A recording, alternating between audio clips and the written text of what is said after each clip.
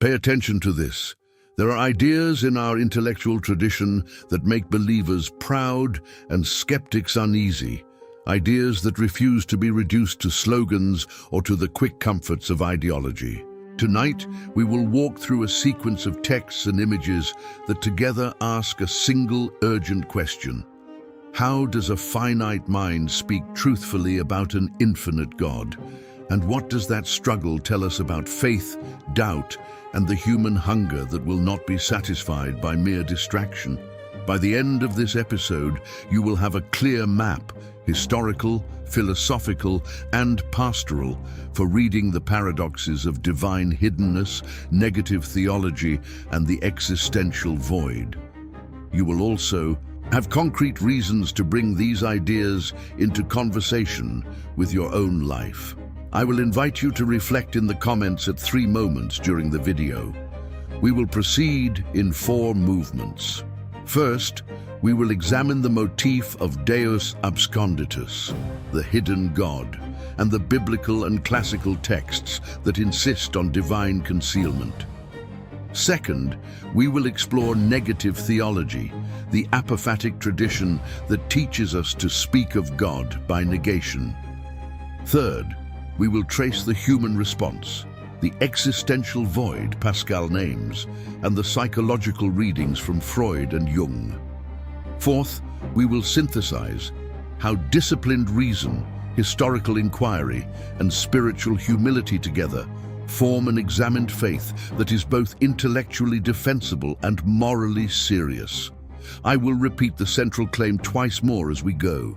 The hiddenness of God is not a failure of revelation, but a theological datum that shapes how we reason about God. If a passage moves you, pause and leave a comment identifying the page and why it mattered. The idea that God hides is woven into Scripture and into the reflections of classical theologians. Scripture speaks of God dwelling in inaccessible light and of the paradox that Moses could speak with God while the divine essence remains beyond human sight. Anselm, in his Proslogion, voices the ache of a creature who longs to see the Creator and yet recognizes the distance between finite perception and infinite being. Blaise Pascal frames the problem as an anthropological fact. There is an infinite abyss in the human heart that only an infinite object can fill. These texts together establish a theological posture. God's hiddenness is not merely an obstacle to be overcome by better evidence. It is a condition that shapes how revelation, language, and human longing must be understood. Consider for a moment the biblical image of approaching God. As one approaches a furnace, the metaphor is not incidental. It signals that proximity to the divine is perilous for finite creatures. Does the idea of a hidden God make your faith humbler or more confident? Share a short reflection in the comments. Negative theology, or apophatic theology, arises from epistemic humility. If God is ontologically beyond all created categories, then predicating positive attributes risks projecting creaturely limits onto the Creator. The apophatic tradition, culminating in the Corpus Dionysiacum and echoed by mystics like Meister Eckhart, insists that the most theologically honest language often says what God is not. This is not mere intellectual game-playing. It is a disciplined method that protects the divine from idolatry. The cataphatic approach, speaking positively of God, and the apophatic approach, speaking negatively, are complementary. One offers images and analogies. The other clears away category mistakes. The attempt to balance them is the attempt to avoid both thin anthropomorphism and empty abstraction. Historically, this tension shaped Eastern and Western theology, scholastic debates, and the mystical tradition. When a text says, God is not X, listen carefully. That negation is often a safeguard for a deeper affirmation. Which approach feels truer to you, the cataphatic or the apophatic? And why? Leave a one-line reply below.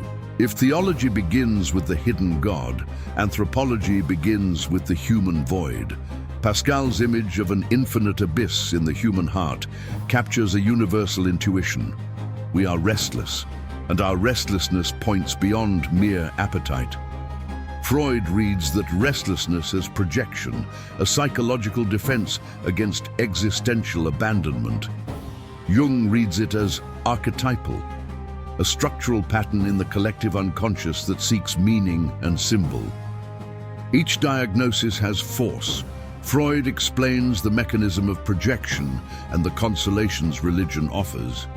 Jung explains the symbolic power and the persistence of religious motifs. Pascal insists on the metaphysical hunger that only an infinite object can satisfy. The modern reader must hold these accounts together.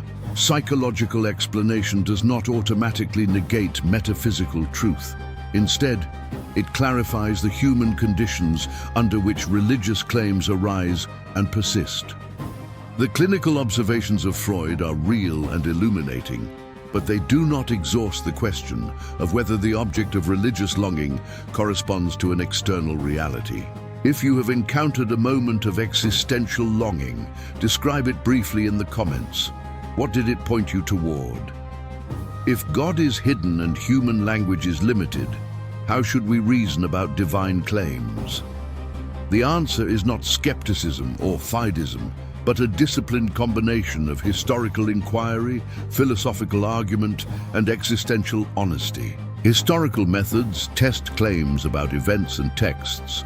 Philosophical tools, inference to the best explanation and Bayesian intuition, evaluate hypotheses. And existential humility recognizes the limits of our categories. Read the texts in their contexts, weigh independent attestations, and avoid the temptation to reduce religious language to mere metaphor or mere myth without argument. The result is an examined faith, one that welcomes questions, treats evidence seriously, and refuses both gullibility and dismissive reductionism. What kind of evidence would make you revise your view about God? Post a short example in the comments. Reason and evidence matter, but so does moral fruit. The apophatic tradition and the psychological diagnoses converge on a practical point. Genuine religious claims tend to produce certain kinds of moral transformation: humility, charity, endurance under suffering.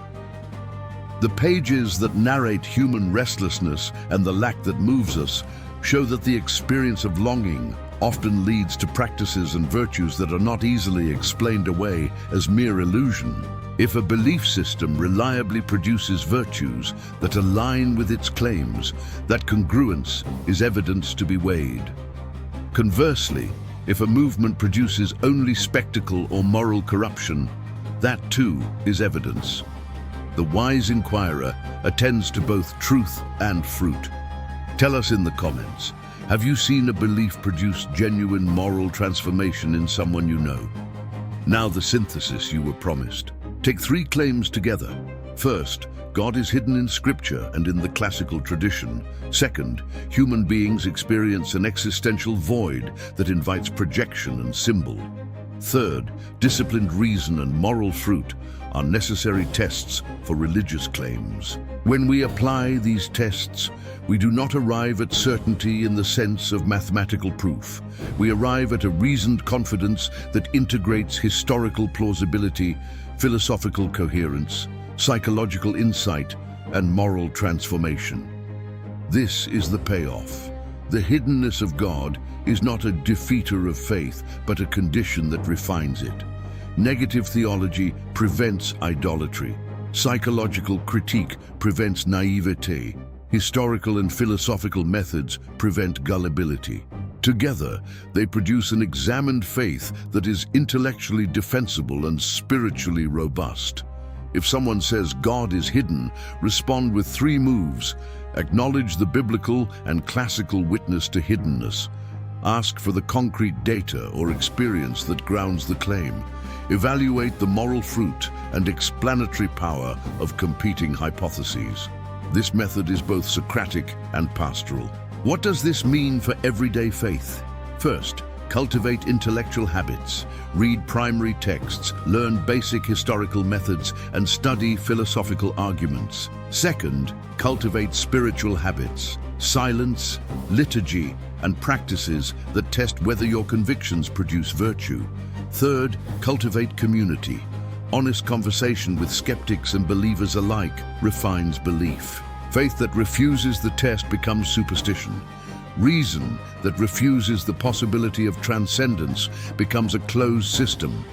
The examined life requires both courage and humility. Which practice will you try this week? Study, silence, or community?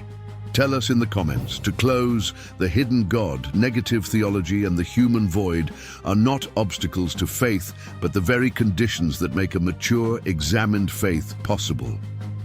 If you want to defend belief responsibly, do not flee from the paradoxes. Embrace them as the grammar of a deeper conversation. Read the texts, weigh the evidence, test the moral fruit, and remain humble. That is the path of truth we aim to walk together. If this episode helped you think more clearly, leave a comment naming the page or passage that challenged you most and why. I will read and respond to the best reflections. Suggest which historical or literary figure you want us to test next with the same method.